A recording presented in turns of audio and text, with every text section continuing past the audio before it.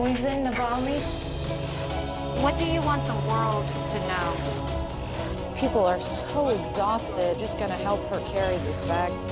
Scores of Taliban fighters, and just behind us, the U.S. Embassy. I'm the one who has to look them in the eye. Can I have your word? These people are depending on you. Now they're pressing in. They want desperately to tell their stories. This is CNN. More people get their news from CNN than any other news source.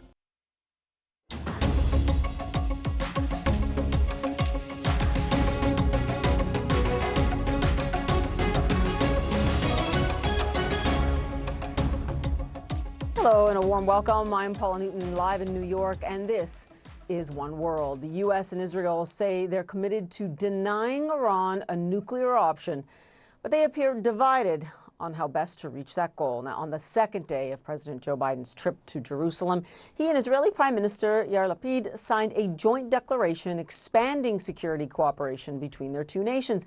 Now, it also contained a commitment to, quote, never allow Iran to acquire nuclear weapons. Now, while the Israeli Prime Minister said they could only achieve that with the threat of force, U.S. President Biden insisted that diplomacy is the best way to go. Listen. We mean what we say. They have an opportunity to accept this agreement's been laid down. If they don't, we made it absolutely clear. We will not, let me say it again, we will not allow Iran to acquire a nuclear weapon. Now, the pledge they signed also seeks to expand Israel's growing ties with Arab nations. To that end, the Israeli leader told Mr. Biden his country is ready for more diplomatic talks with its neighbors. Mr. President, you will meet with the leaders of Saudi Arabia, Qatar, Kuwait, Oman, and Iraq. I would like you to pass them all a message from us. Our hand is outstretched for peace. Okay, we get more on all of this from CNN's Hadas Gold. She is in Jerusalem. You have been following this trip very closely. What's the significance of the agreement that they signed? So this agreement is called the Jerusalem Declaration, and the way it was described to us by senior Israeli officials is really a blueprint, a framework for the bilateral relationship over the next couple of years. A lot of what's in it is things that are already well known, statements, public pronouncements that are well known to anybody who follows the Israeli-American relationship. But for the Israeli officials, they called this document historic. They say the fact that they get it in writing that's being signed by both sides is very important, very symbolic. It's a memorandum of understanding between the two countries. And as you noted, there are a few important elements in this statement, highest of which, of course, is Iran, and a commitment from the Americans that they will always help Israel have a qualitative military edge, and that they recognize that Israel will always have the right to defend itself by itself. They also committed, the Americans did, to doing whatever they can to prevent Iran from obtaining a nuclear weapon. But this is where today we really heard the dividing line between Prime Minister Yair Lapid and President Biden. As we heard in that piece you played from President Biden, that he still believes that diplomacy is the answer to preventing Iran from obtaining a nuclear weapon. He was asked by a journalist if there's a deadline to when they'll just say the negotiations are done, it's enough. And he didn't give any sort of specific answer, but he did say that they essentially won't let them go on forever, and that there at some point there will be a stopping time. Prime Minister Yair Lapid, though, directly on stage next to President Biden, said that diplomacy will not stop them. He said words will not stop him. He said the only thing that will stop Iran from obtaining a nuclear weapon, the only way that Israel feels that they can stop Iran from threatening them and from threatening their new regional allies like the UAE and Bahrain, is a military threat. He asked the Americans to put a credible military threat on the table. Now, President Biden has actually said in a recent interview with the Israeli Channel 12 that that is on the table. He was asked specifically, would the Americans be willing to use force? And in a hardening of his position, he said that they would be willing to do it as a last resort. Paula. Yeah, interesting last resort. And as you said, the Israeli leader quite candid about where Israel's red line would be. I want to ask you, because you've been, following, obviously, any hope that there were any negotiations again between the Palestinians and the Israelis. You've also been quite candid on the fact that, the odds aren't good. Has this Biden trip changed anything on the ground? No, and in fact, I think if anything, it may have almost caused more disappointment in the Palestinians. Based off of what they heard after President Biden landed in Tel Aviv, his certain comments like saying that you don't have to be a Jew to be a Zionist, and he did say that he still supports a two-state solution. He thinks that's the only way forward, and we did actually hear from Prime Minister Yair Lapid also saying he supports the idea of a two-state solution. But President Biden was candid when he said that he really doesn't think that he understands that it's nowhere in the new future. And for the Palestinians, there was a lot of hope when President Biden first came into office. There was promises made towards them, but they have been rather disappointed by what they see as the president's administration's failure to live up to its promises. 5 years ago, on his last visit to the White House, the Palestinian Authority President Mahmoud Abbas made a rare venture into English. Now, Mr. President, with you, we have hope. Several months later, that hope proved to have been terribly misplaced. It is time to officially recognize Jerusalem as the capital of Israel. Under Donald Trump, U.S. policy tilted heavily towards Israel. The Palestinian political office in Washington was closed. The American consulate in Jerusalem, which symbolized U.S.-Palestinian relations, also closed. And almost all economic aid to the Palestinians was switched off. So when Joe Biden won the election, there was great relief among many in the Palestinian community. But that relief has little to show in terms of action. The Biden administration highlights renewed financing. About $500 million, mostly on schools, hospitals, and other humanitarian aid projects. Further $100 million is set to be announced on this trip, including some money for Palestinian hospitals in East Jerusalem. But politically, the White House seems unwilling to pressure Israel over continued expansion of West Bank settlements and weak in the face of Israel's resistance over plans to reopen the consulate in Jerusalem. Hussein Sheikh is one of Abbas's closest aides. The U.S. administration has been talking with us about these issues for more than a year, but nothing has been achieved. Even so, we continue to hope this visit will produce serious outcomes, that it provides hope and a political horizon. Biden's visit to the West Bank will take him not to Ramallah, the headquarters of the Palestinian Authority, but to Bethlehem, just a few miles south of Jerusalem, where the president will find it hard to avoid stark reminders of the conflict. One issue that will likely be staring President Biden right in the face, the killing of Shireen Abu Akleh. This giant mural of the Al Jazeera journalist is right on the road you take as you enter Bethlehem. For many here, the U.S. response to the death of the Palestinian-American reporter, shot dead while covering an Israeli military operation, has been inadequate and indicative, they believe, of the U.S.'s unwillingness to force Israel to get serious about peace and bringing an end to occupation. Putting an end to this injustice, putting an end to this impunity is important because it sheds light, it continues to shed light on the greater picture of what Palestinians continue to endure on a daily basis. From the Palestinian perspective, the overwhelming feeling around the president's visit is one of pessimism. And Paula, when I was in Bethlehem, I spoke with a Palestinian tour guide. He said the only benefit he expects out of President Biden's visit to Bethlehem is that the roads in Bethlehem will be repaved for the president's motorcade. Paula. Wow, modest to say the least. That's gold. Thanks so much for some of that insight. Appreciate it. Now, he's out. Following a day of political confusion and uncertainty, Sri Lanka's exiled leader has now submitted his resignation letter.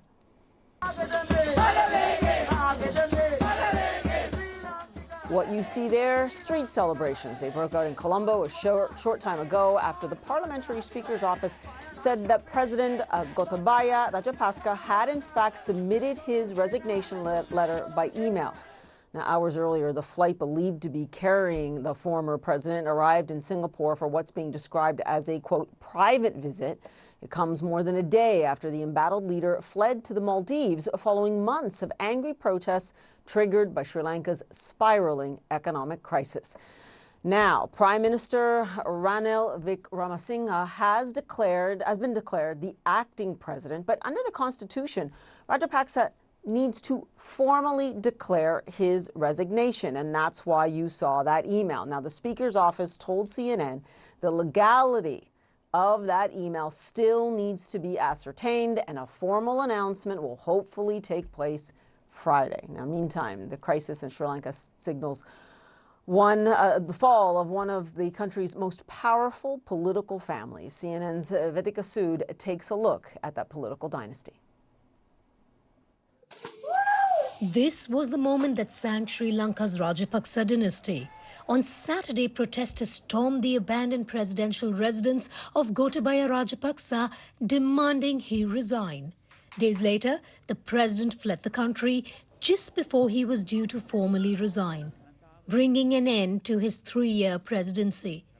Also an end to more than a decade of his family's dominance of Sri Lankan politics. Gotabaya Rajapaksa's father was a member of parliament from 1947 to 1965.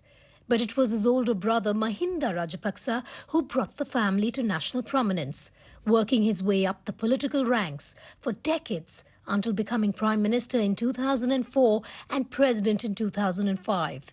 Mahinda Rajapaksa appointed his brother Gotabaya as Defence Secretary,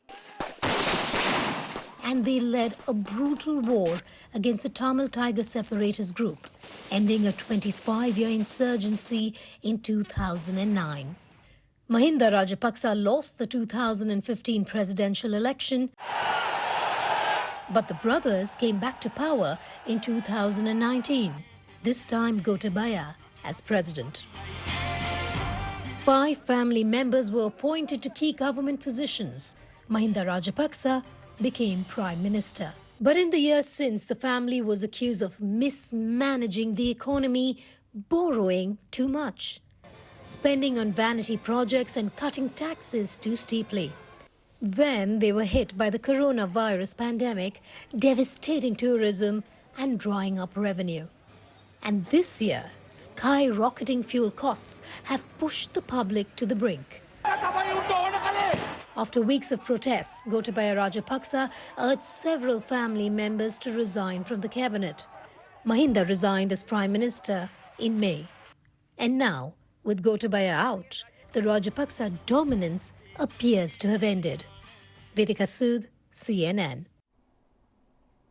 To Ukraine now, and President Volodymyr Zelensky is slamming a deadly missile strike in Vinnytsia as an open act of terrorism, suggesting it was aimed directly at civilians. Now, his foreign minister also not mincing words and threatening to put Russian war criminals on trial for, quote, every drop of Ukrainian blood and tears. Kyiv says at least 22 people were killed, including 3 children, and dozens more are unaccounted for after cruise missiles fired from the Black Sea crashed into the heart of Vinnytsia. Now, the central city is far from the front lines, we have to tell you, and since March has seen little to no violence in Russia's war that is now in its 5th month.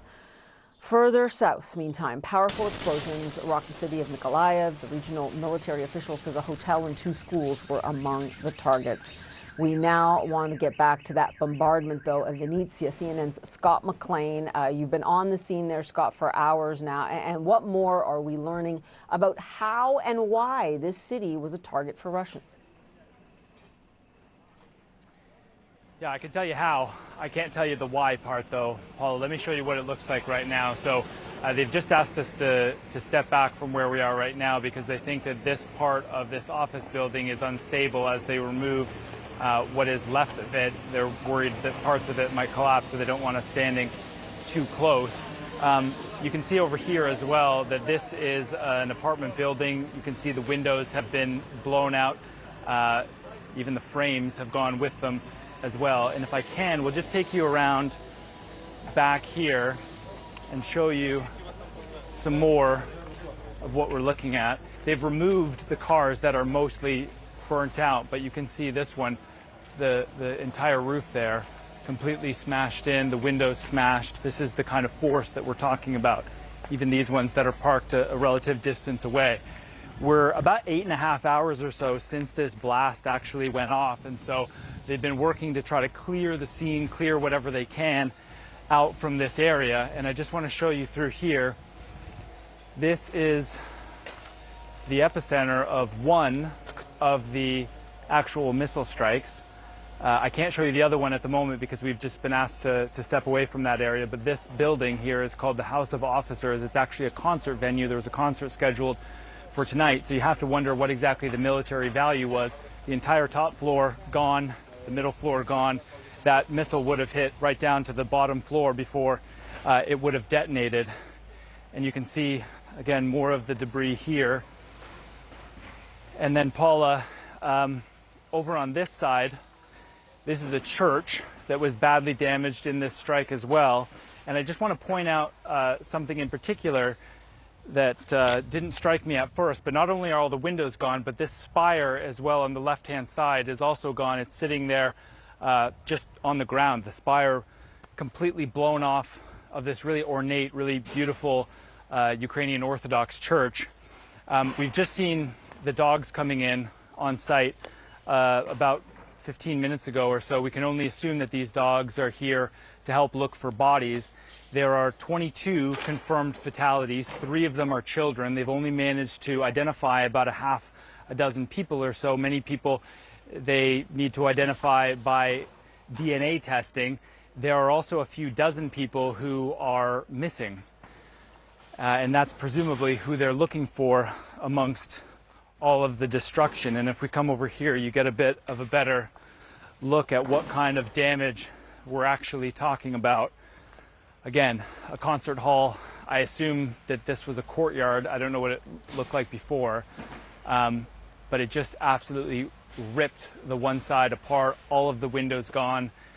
I mean, the pictures describe it a lot better than I can, Paula. You're doing a good job of describing it, and also I can hear it in your voice, Scott, just how shocking it is to see that, especially when you tell us that there was supposed to be, a performance starting there right now, and that gives you the sense of what Ukrainians are still dealing with. It's not hyperbole, right, to say that there's nowhere that's safe in Ukraine right now. But I have to ask you, beyond the fact that President Zelensky says this was an open act of terrorism, does it tell us anything about how to interpret Russian tactics at this point in time in the war? I mean, I have to say again, what would people have been doing? They were just going about their own business, right, in that neighborhood, and this was more than one strike. Yeah, President Zelensky said that people couldn't have done this. The people who did this are animals, frankly. Those were his words. You're right. People would have been going about their business here. Vinnytsia is very far from any kind of front line. In fact, this is a city where people would have taken refuge. People would have gone for safety themselves. And so they don't expect this kind of a thing to happen where they are. As I mentioned earlier, a lot of people didn't bother going down to the shelters when the sirens went off because they figured, well, this is a safe city. Why on earth would the central part of Vinnytsia be targeted? Especially given the fact that, yes, the airport was targeted earlier on in this war, but since then it has been relatively quiet. Certainly there haven't been any strikes in the central part of the actual city, and so you have to wonder what exactly the military target was here. The Ukrainians, as we know, have been firing missiles deeper and deeper into Russian territory with the help of some U.S.-provided artillery systems. They say that they're able to strike the Russian supply lines to cut off the flow of weapons. Perhaps this is Russia sending a message that, hey, we can strike anywhere inside of this country with the technology that we have. The Ukrainians believe that the missiles that hit here, there were at least 3 of them fired in this direction, 3 or 4 of them fired in this direction. 1 or 2 of them was shot down by the missile defense system. 2 of them obviously landed here. And these are guided missiles. These are the kind of missiles that were fired from a ship or from a submarine or from an airplane over the Black Sea, a long ways away. And so the Russians would have known precisely what exactly they wanted to hit before they pulled the trigger. Why, though, I don't have an answer for that. Yeah, Scott, I mean, you've certainly given us good insight into what happened there. And as you said, the fallout's still continuing. I mean, Scott, even behind you right now, they clearly are looking through the rubble right behind you, again, looking to see if there are any survivors and just trying to make sense of what's left. Scott McLean for us, a big thank you to you and your team, obviously risking your own safety to bring that story to us. Appreciate it. Now, coming up for us, tough economic times on the horizon for the European Union, but there is one bit of good news. We'll break down the numbers. That's after the break.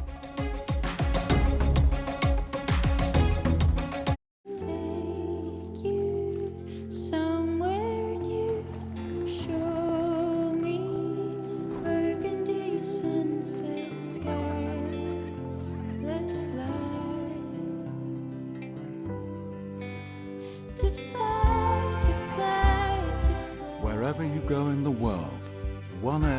goes further to make it feel exceptional. Qatar Airways, going places together. On the next Living Golf, visit the home of golf, St Andrews, for the 150th Open Championship. The Open is like the window to the world for us. Capture the atmosphere and action of this landmark major. Plus, hear from Open Championship legend Tom Watson. The course starts from the town and ends in the town, and it's nothing like it. Living Golf, Saturday on CNN, in association with Gulf Saudi.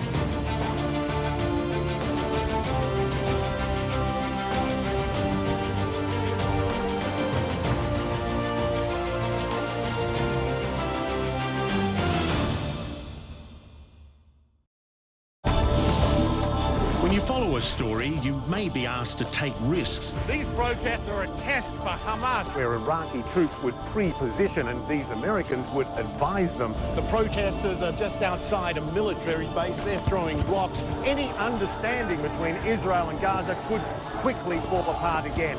You witness persistence, and that's where change happens. The one thing they have in common is a determination to keep going.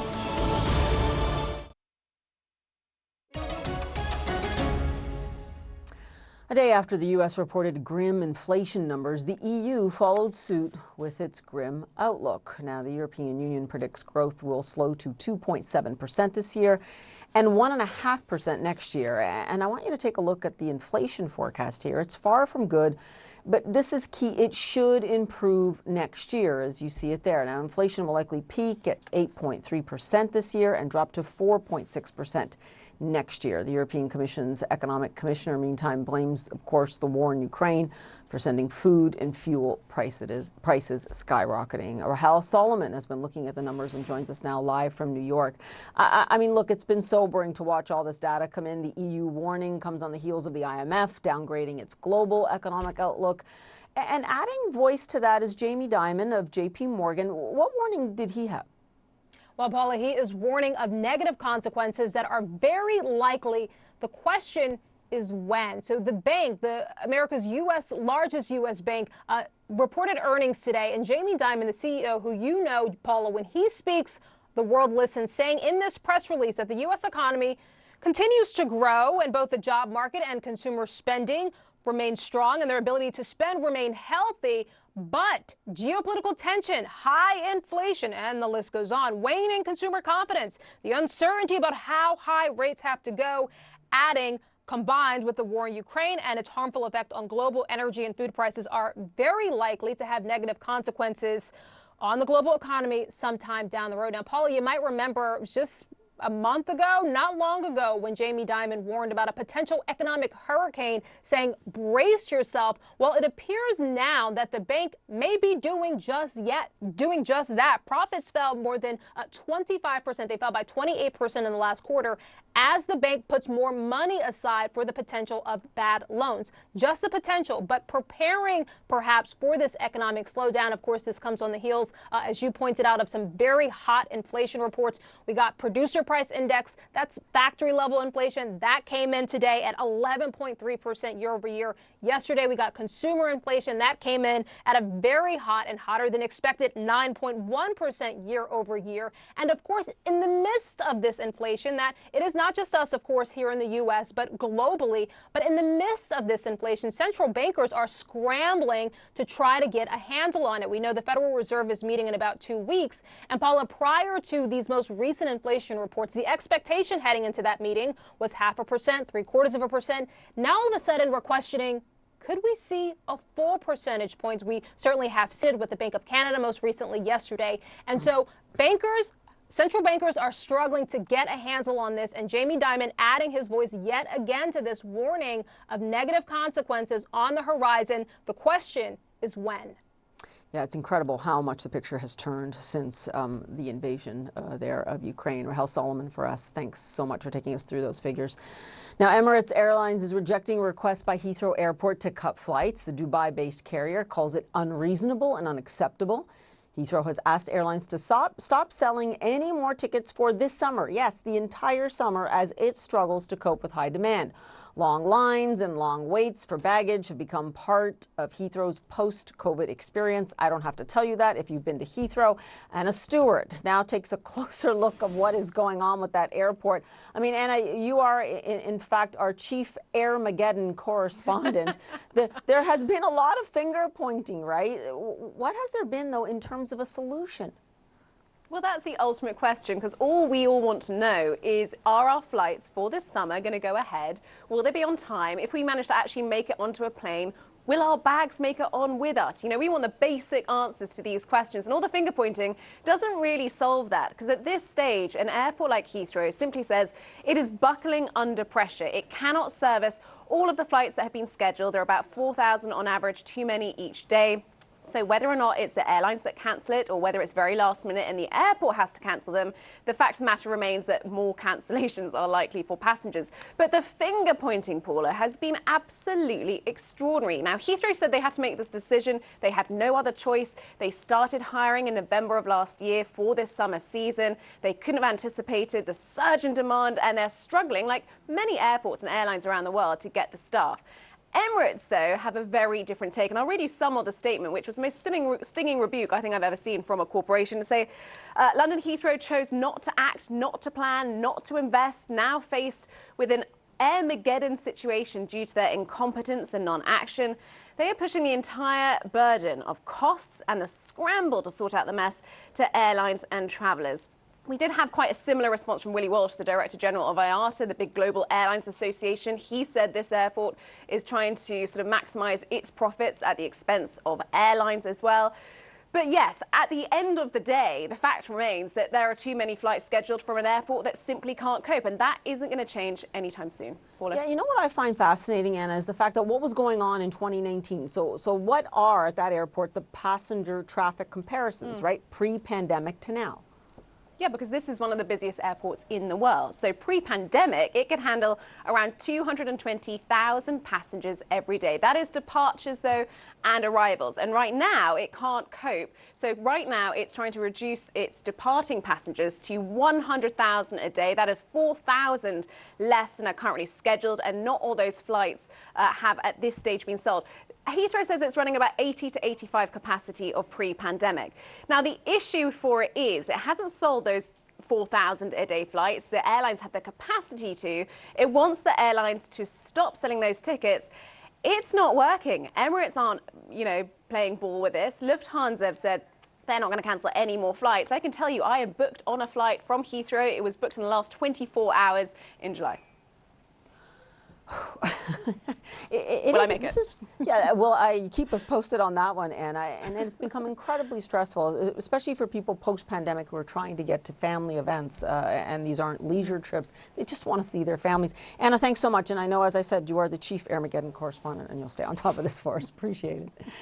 Coming up for us, a controversial trip to Saudi Arabia, what U.S. President Biden is and isn't expected to discuss when he meets the kingdom's leaders. Today, we live in an unpredictable environment, and news races around the world at breakneck speed. The missile struck right here. What is your interpretation of Putin's intention? My show brings you the latest news and top news makers. What does President Putin think he has achieved in Ukraine to date? We just want to say stop to Vladimir Putin. And we also dive below the headlines to explore vital issues impacting our lives. What are you looking at for the future with these additional formations that you've talked about, and where? What are the UN and other countries doing for you? Is it enough? It's crucial we make sense of what's happening. We are doing this for our very survival. What do you think a peace or a ceasefire or an end to this looks like? And fully understand what's at stake. We have will, we have guts, and we are fighting like hell. Amanpour, tonight on CNN.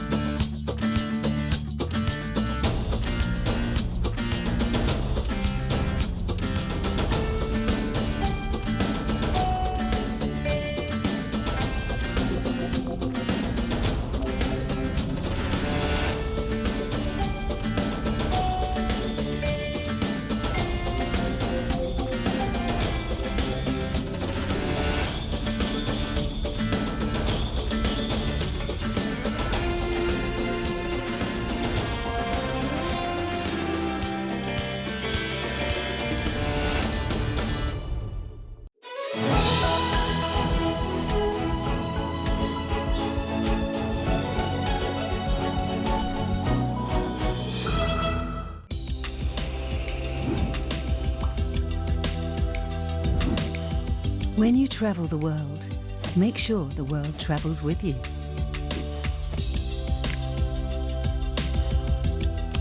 Check in, log on, and get connected with all of the latest developments at your fingertips. CNN Partner Hotels. Connected to your world. Out front tonight, a potential breakthrough in treating coronavirus. We've gotten very little help from the federal government. Could all this spending lead to a bigger economic crisis? One of our viewers saw you last night on the show. She says she's going to pay your rent this month. Shut up. I want to go now to an incredible story of survival. Would you do it all again in terms of being a nurse, knowing that that could put you at risk for this? I want to help people more than I ever have. Aaron Burnett out front on CNN. This is CNN. More people get their news from CNN than any other news source.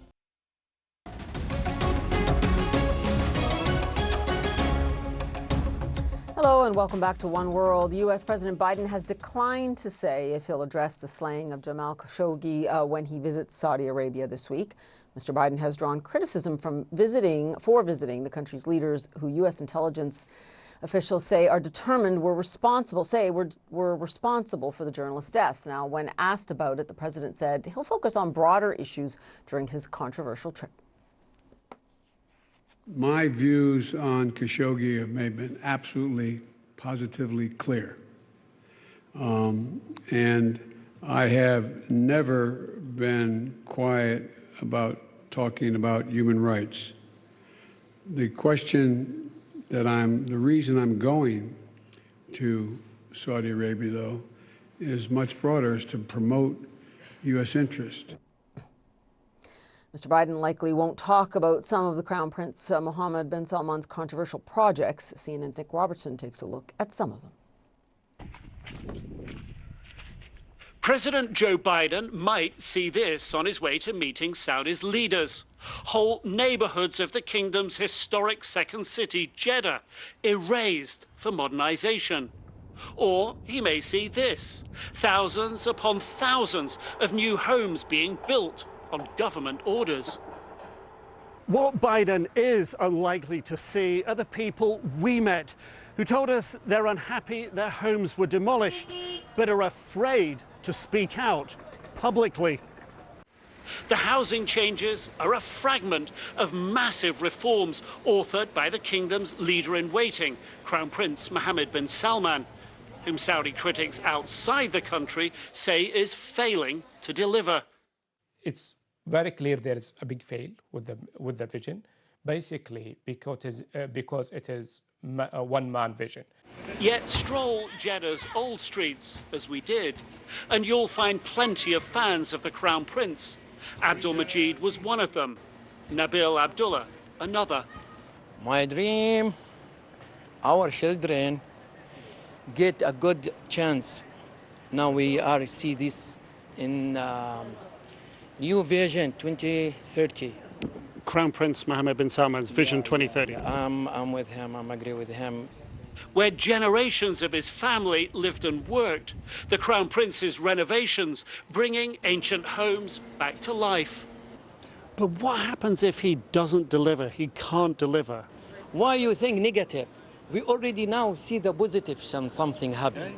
No, why you think that if we see the thing about negative, we cannot go one step? But MBS's dreams are big and could make or break the country. Neom, a futuristic city yet to be built, its epicenter. And if the Crown Prince has his way, its economic engine for generations to come. Yet, despite several years in the making, developers' videos are all we have. Government permission to shoot there hasn't yet been facilitated.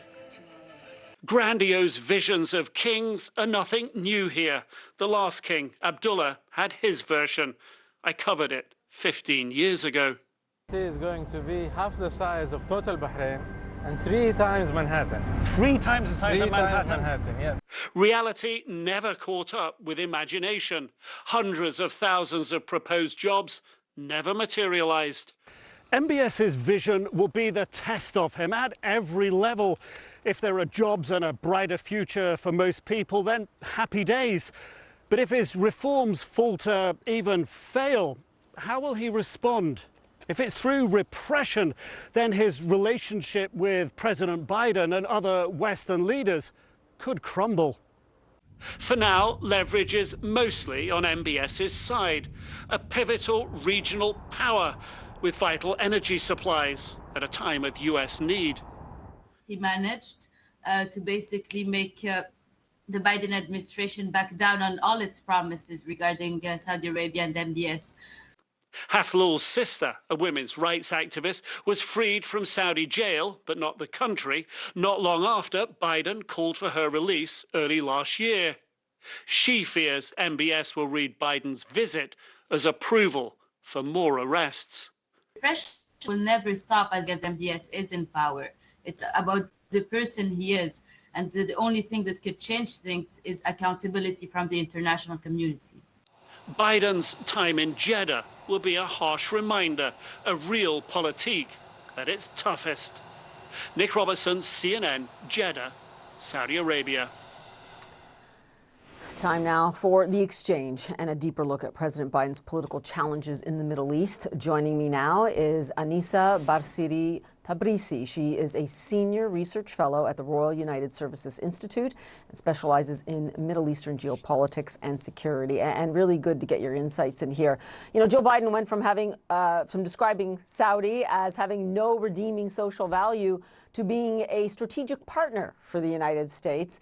That's how far Biden has come. And I quote that from, one of our analysts, Abbas Al-Awati, who really summed it up quite interestingly in saying this has completely changed this relationship in 2 years.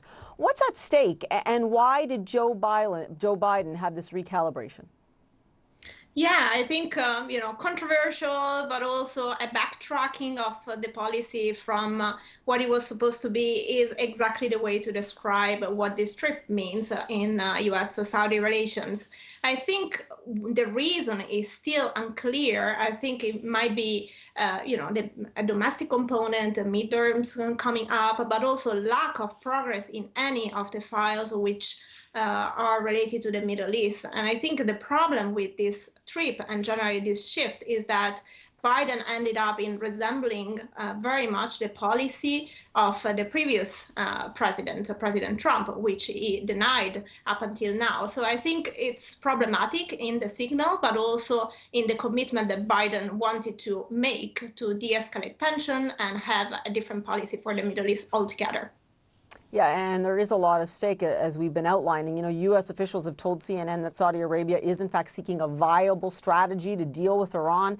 I know you've taken a close look at this. Israel, too, now on board with a regional U.S.-led defense alliance. What would that look like? And is there any kind of, odds of success here if they try and do it? Yeah, obviously, President Biden's reason to travel to the region is also to push for what you're calling a defense alliance or defense pact, as they have been defining. I think there is a lot of skepticism in the region, including in Saudi Arabia, that this could actually happen. One thing is talking about promoting flights and opening up their airspace. One thing is actually talking about a military alliance with a country that they had no relationship whatsoever for a long time. So I think this is problematic, but also the risk is that really you are creating the shifts and divide and basically fomenting the rivalry between Saudi Arabia, Israel, and Iran on the other side, rather than creating an environment that brings this country to a peaceful resolution. You know, I'm going to lean on your expertise with Iran here as well. And given what's happened between Ukraine and Russia, how has Russia's influence in the Middle East, you know, coupled with its new very menacing posture, changed the calculus in the region? You know, U.S. security officials say Russia may now be turning to Iran for things like drones to bolster its assault in Ukraine. Yes, absolutely. I mean, this information is still to be analyzed and confirmed, but I think it creates some sort of concern about shifting alliances in the region. But one thing that we should keep in mind is that the Gulf countries have not really been opposed to Russia and not even to the Russian intervention in Ukraine. And in fact, there is a consideration by some of these countries, some of the Gulf countries, to keep Russia and even China as a potential provider of security alternative to the US and Israel, because they have been, you know, becoming bigger actors when it comes to conflict resolution, weapons provision, and even the fora that bring countries together. Whether successfully or not is another discussion, and I'm sure that we can have that. But I think a lot of countries in the region are looking up at Russia and even China as countries that can be more reliable than countries such as the United States in bringing some sort of long-term solution to the region. Yeah, and just in your analysis and what you're saying, you can see why the goals for the United States on this trip would be quite modest at this point, not wanting to promise too much. Thank you so much. That was really important to get your insights and all that. Appreciate it. Now, at this hour, the last surviving World War II Medal of Honor recipient is lying in honor at the U.S. Capitol. Lawmakers and dignitaries gathered at the Capitol Rotunda to honor Herschel Woody Williams. Among those attending the ceremony, House Speaker Nancy Pelosi, Senate Republican leader Mitch McConnell, and Defense Secretary Lloyd Austin.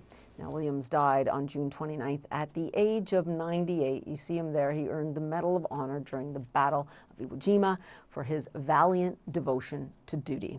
A military vessel is also named in his honor, and it is why here they call them the greatest generation.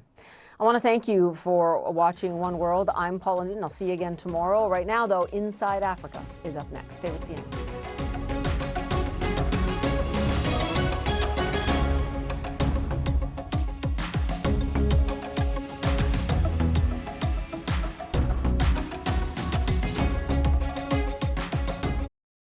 Summer in Abu Dhabi. It's everything you want, but so much more than you'd expect. It's relaxing days at the pool in water as chilled as your drink. It's bonding with family, but upside down. And even more so, it's burning rubber on an F1 racetrack, roller coasters breaking records. It's seizing the day or owning the night. It's literally drinking 23 karat gold. It's uniquely designed to make it the summer of your dreams. Abu Dhabi has everything you need to summer like you mean it.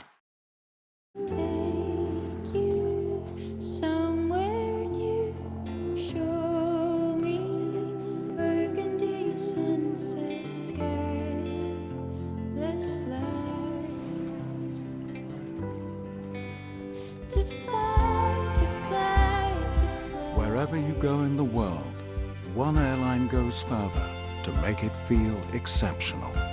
Qatar Airways, going places together.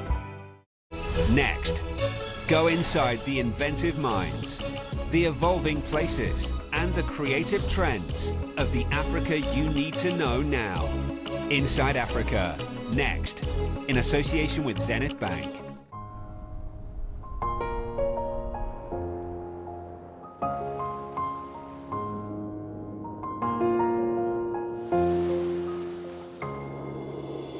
We share this place.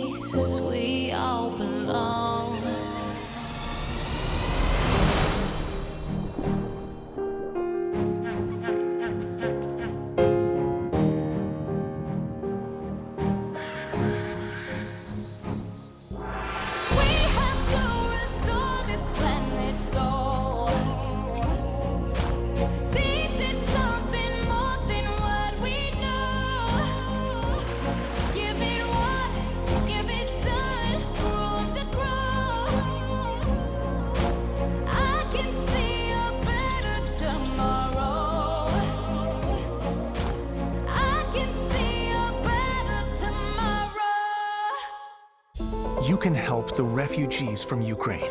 Join the over 80,000 who've already raised millions for food, shelter, and more. Explore cnn.com/impact.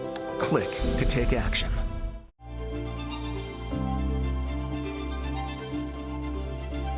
Inside Africa, in association with Zenith Bank. All over Nigeria, there's a growing desire to stay active, healthy, and fit. From martial arts in Lagos to long-distance running in Abuja. If you want to be fit and also want to learn how to defend yourself, Taekwondo is a great sport for you to be in. These fitness enthusiasts are finding new ways to exercise.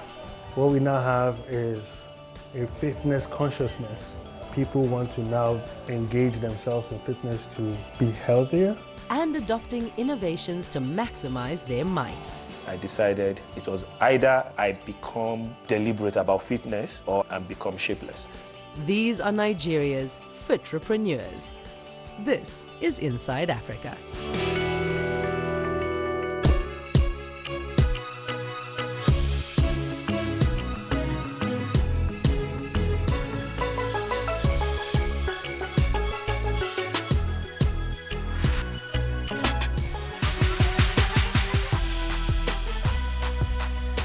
Helmets on, gloves strapped tight. This is the Pit Stop Lagos community, and today is all about cycling. Every week at the crack of dawn, dozens of cyclists gather at this restaurant in preparation for their morning ride. We're Pit Stop Lagos and we're about setting out for a Saturday ride, which is usually 2 hours. I suspect we'll be riding to Anthony and back. And I'm really excited. Everyone is rolling in. We should head out by 6:30. Created in October 2019, the group rides all around the Lagos region to stay active and fit. Much of the credit for their routine goes to this woman. My name is Aminadab Alen-Adigboro. I am an entrepreneur and the founder of Pit Stop Lagos. Go! I just felt there was a gap and we needed a hub for cyclists, and not just cyclists, every fitness enthusiast of any kind, any level and all that. I wanted a home away from home, from people who are deeply connected into one fitness or the other, and that was how come I thought about Pit Stop. Aminadab says every weekend, about 70 cyclists show up to ride with the group. It's a community, it's not a club, no executives, no membership fee, nothing. She says she picked up cycling in 2014 after getting diagnosed with polycystic ovarian syndrome, or PCOS. And I realized that there was no medication to make it go away. I had to adopt a complete lifestyle change. And I tried running for like a month. Okay, so I was advised, yes, I had to lose weight, I had to change my diet, I had to be physically active. Picking up cycling is the best decision I've ever made in my life. It's turned around my health challenges. I really do not have those, problems related to PCOS anymore. It's an energy booster for me, like they say. Exercise generally boosts your endorphins, your serotonin, it boosts the feel-good hormones in your body.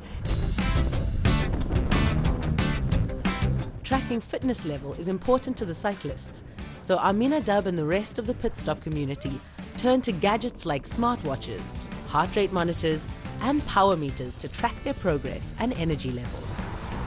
So this is the Garmin Edge 1000. It's responsible for the time of ride, speed, how I'm moving, the distance, kilometers I covered, my heart rate. You can see my heart rate is beating as I'm talking, 87 beats per minute. So I think with cycling and tech, it's very integral. You can't really separate it, except you just want to, get on your bike and ride and have fun and not really be concerned about your progress. But for me, technology has really, really helped me to monitor my progress, to let me know when I'm off shape, when I'm good, when I'm in form, when I'm not in form, when I'm extremely fatigued, when I need to take a break, and it keeps a record.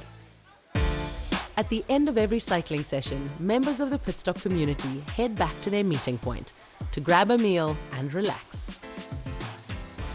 The Pit Stop restaurant, also owned by Aminadab, is cycling themed and open to the public.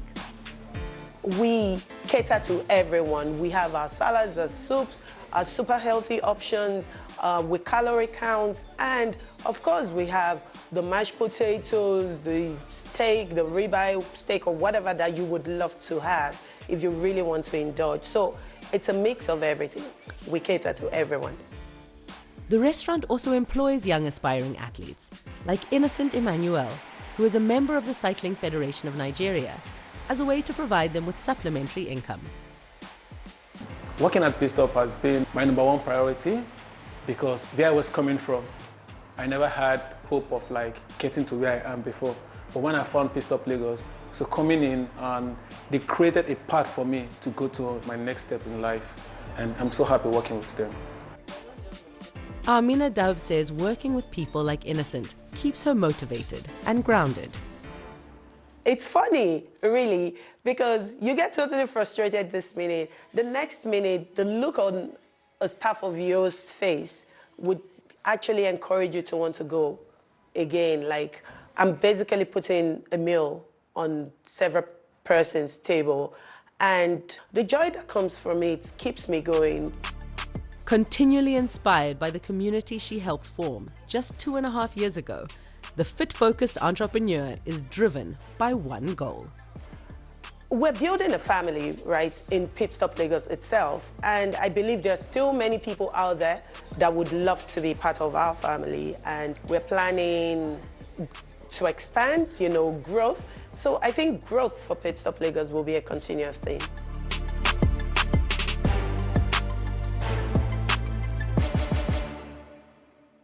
Thinking of banking in Africa? Think Zenith. In today's fast-moving, fast-changing world, you need a financial partner that understands your unique expectations. A bank with presence in major financial centers across the world, with the enabling platform to facilitate seamlessly, whenever, wherever, however. A bank with best-in-class financial solutions from a superb combination of technology and human touch. For easy, fast and secure banking that creates real value. Turning dreams into reality is now in your hands. People, technology, service. Zenith Bank, in your best interest. Tomorrow, more of the Africa you need to know now. Go inside the inventive minds, the evolving places, and the creative trends inside Africa tomorrow, in association with Zenith Bank.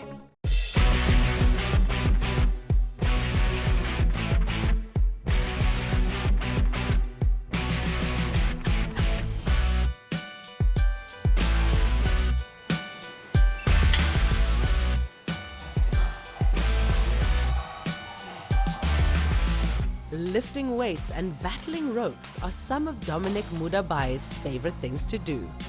As a personal trainer and fitness instructor, he believes now more than ever, people care about exercise.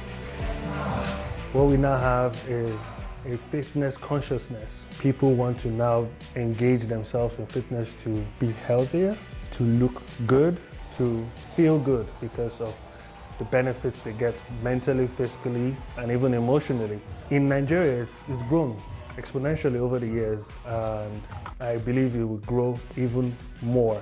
To cater to this ever-growing need, in 2016, he established Go Fitness Gym in Lagos. It's actually tough for people to exercise. It's actually tough for people to keep exercising or to stay with an exercise routine. So we try as much as possible to keep it functional for you. We try to keep it easy, or should I use the word soft, so that you feel like coming back to it until we eventually grab you, if I could put it that way. We have different classes here. Apart from normal workout, people come in, bodybuilders, dancers, athletes too, they come. We have yoga classes here, Afro dance, step aerobics,